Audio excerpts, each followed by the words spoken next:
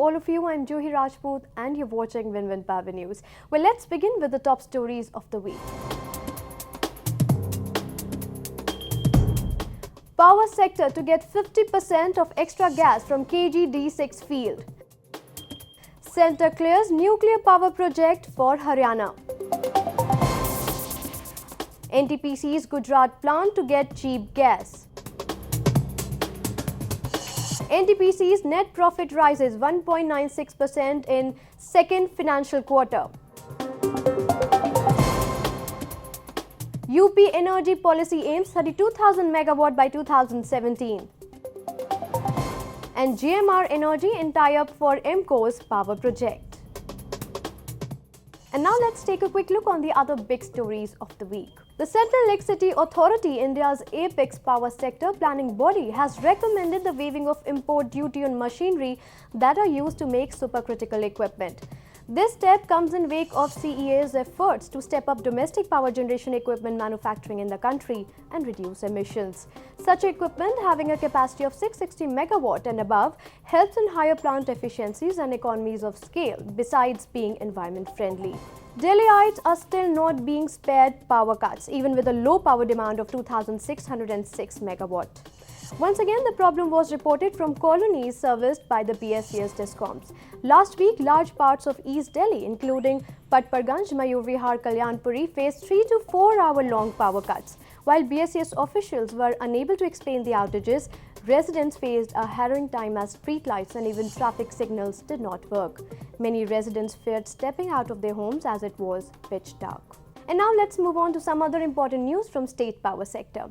Andhra Pradesh has planned to establish a nuclear plant of 2,000 megawatt capacity, the first such initiative by any state in the wake of the Indo-US nuclear agreement.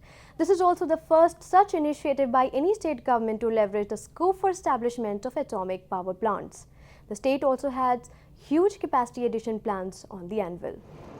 Andhra Pradesh is foraying into nuclear power generation. It proposes to set up state's first nuclear power plant at Pulivendula in Kadapa district in collaboration with the Nuclear Power Corporation of India Limited. State government of Andhra Pradesh has given us a mandate that we should also explore the possibilities in case of nuclear power generation. We have requested the Nuclear Power Corporation of India. We are in touch with them. The discussions are going on. We have identified 1 or 2 sites. Maybe in near future, definitely we will also take up nuclear power projects. In the wake of the ever-increasing demand for power, the state government has decided to prepare an action plan to generate 2,290 megawatts of power from renewable energy projects in the state by 2013 to 2014. Of the 2,290 megawatts of power to be generated through renewable energy, 1,808 megawatt would be from wind-based power projects. Wind, we have got very high potential in Andhra Pradesh. We have already sanctioned some projects, and in the next 4-5 years, we are likely to add another around 2,000 megawatts in Andhra Pradesh. In the case of wind power projects, we are giving to the prospective developers advanced possession of land, so that once they apply it, they can get the possession of the land and they start commissioning the project without any hurdles. As normally in other states, it takes a lot of time to get the possession of the land.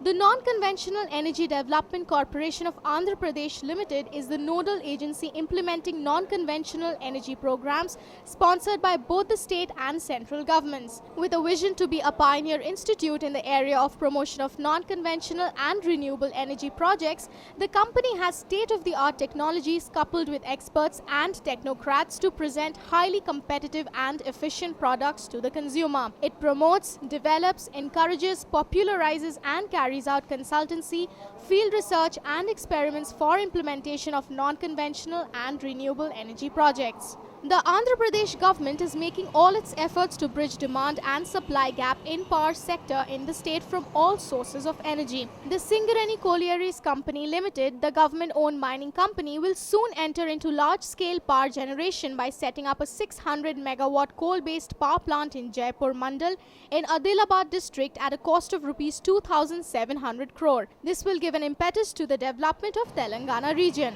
The plant is expected to be synchronized with the power grid by December 2012. Like some other states, Andhra Pradesh too is striving to overcome an acute power shortage situation. The Andhra Pradesh Power Generation Corporation, the state's leading power generation utility that meets 50% of the demand, has huge expansion projects on the anvil to alleviate this situation. AP Genco is the second largest state power generation utility in India.